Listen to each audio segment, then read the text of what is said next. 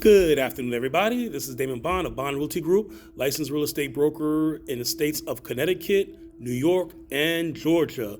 Welcome to Real Talk, where we talk about real estate issues that may have an impact on your life. If you want any information about how we, my firm, can offer services to you, please leave your information in the comments section, and I'll be more than happy to get back to you, myself or one of my agents. So today is February 1st. It is the start of Black History Month, and many people are ignorant, both melanated people, black people, and non-melanated people are kind of ignorant about why there's a Black History Month, or is Black History Month relevant in today's times? Isn't Black history a part of American history, which it is, absolutely, and such. So my focus is, I want to focus on how can we, as Black Americans, foundational Black Americans, melanated Americans, whatever you want to call us, how can we improve upon or make Black History Month suit our real estate needs more? Okay, so I want to talk about that, right? How can we combine Black history and real estate? Okay, that's what I'm focus on. Now, for those of you who are not aware, Black History Month originally started as Negro History Week. And this was started in the early 20th century by Dr. Carter G. Woodson, who was the second black person to get a PhD from Harvard after W.E.B. Du Bois, who got his PhD from Harvard in 1896. And so Dr. Carter G. Woodson was the second black to receive a PhD. Dr. Carter G. Woodson was born in 1875. He died in 1950. He was an author, a historian, educator, all the above, teacher. And one of the books he wrote, and is in print today, you get his excellent reading, is The Miseducation of the Negro, which was written in 1933. But he created Negro History Week because at the time, in the early 20th century, the late 19-teens, early 1920s, black people, they were only a generation removed from slavery. Okay, many people living in the 1915, 1920s were slaves. They actually lived through slavery. So it's not like today where we don't have anybody, who lived through slavery. Back then, right during the World War I era, when Negro History Week came out, you had a large number of foundational Black Americans who actually were born in slavery. They were slaves. And so Negro History Week was done to promote the achievements of black people, not only in America, but the diaspora. Okay? And so that's why it was done, because, the line of that time, that era, was that black people didn't do anything. In America, we were just slaves. We were both slaves. And we all are accesses to white folks. And that was a going thing. So he wanted to correct that. And the reason why February was chosen for Negro History Week was because this was the time Frederick Douglass was still a prominent, he was dead by this time. He died in 1895, at the age of 78.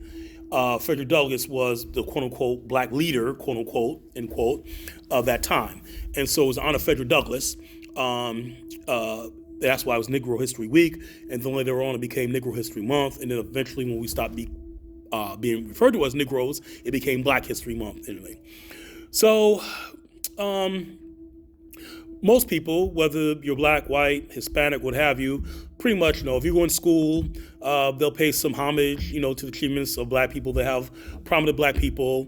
Most of these people are celebrities and or politicians. And, you get the usual, Martin Luther King. Nothing wrong with that. I respect Dr. King. Harry Tubman, who I respect tremendously. And Barack Obama now. And a few celebrities. Okay, Mary J. Blige, Stevie Wonder. Okay, fine. These people did some remarkable things that I will never do in my lifetime. No problem with that. Okay? But unfortunately, Black History Month has only dealt with that aspect. Celebrities, entertainers, and there's no walk away. We learn about their life, whatever adversity they came through, and that's fine. So, in order for foundational Black Americans to uplift themselves, and when I say we, I mean we as Black folks, because ultimately it is our month. We can't depend on others to do this, what we need to do. Ultimately, we need to do something to make Black History Month more relevant for our community. For starters, I think a topic, and I'm going to cover this, is building Black communities, not Black neighborhoods. Today, at present, we have Black neighborhoods, but not Black communities. Okay, a Black neighborhood is just where you have a bunch of Black people living together. There's houses and things like that, or apartments, and so is a high concentration of Black people. A Black community, not only do Black people live amongst one another, but you also have services in that community. You have businesses. You have services which serve the community, which we don't have. That's for a separate video, which I'll cover. So what would I propose? Like I said, I'm just a guy on YouTube. I'm not an expert or anything. But I do know one thing. I do know at the current state that we're in, Black America cannot survive. And when I say survive, I really mean thrive. Yes, we've been around here since 1619, whatever. Some people say before that, okay, fine, whatever. I'm not splitting hairs here. So, of course, we survived. We survived through the horrors of the passage of slavery, Jim Crow, police brutality, race soldiers killing unarmed Black people. So it's not about surviving. I would like to see Black people once thrive. And so, with that said, what can we do to make it more meaningful? What can we do to make it more impactful? What can we do to have a better experience for Black Americans? Okay. First, what we can do is we can, like I said before, not just treat Black history as something where we learn the history of our people and that's it. One of the things we could do with Black History Month is, and my specific thing is real estate, tie this in real estate effectively. Meaning what? Meaning, let's treat Black History Month the way we treat the holiday seasons, Christmas is only one day, but we have 24 days before that is a Christmas season, Christmas holiday. So we need to do that with Black History Month. First, what we can do is have workshops and seminars to get our people, melanated people, out of our despair in terms of housing, for example, right? And not to use Section 8 as a generational thing, but as a crutch in a time of need, the same way you use a spare tire. Okay, the spare tire is to temporarily replace the regular tire. Eventually, you're going to get the spare tire fixed. Too many of our people are in Section 8. Not disparaging Section 8, okay? Some of our people need it, and these rents are astronomical in many of these cities, especially New York, where I practice real estate in New York City. So that's the first thing we could do, okay? Make it more meaningful, make it more relevant, all right? Have more of our Black entrepreneurs from the past, right? See what they did through their trials and tribulations and learn from that and build upon that. So that way we can have successful, meaningful Black communities. That's one thing we can also do. Okay, hold on, be with you back in a second. Okay, sorry about that. Somebody near and dear to me just walked in, so I had to take care of that. But as I was saying before, we want to make Black history more meaningful. Definitely in terms of real estate.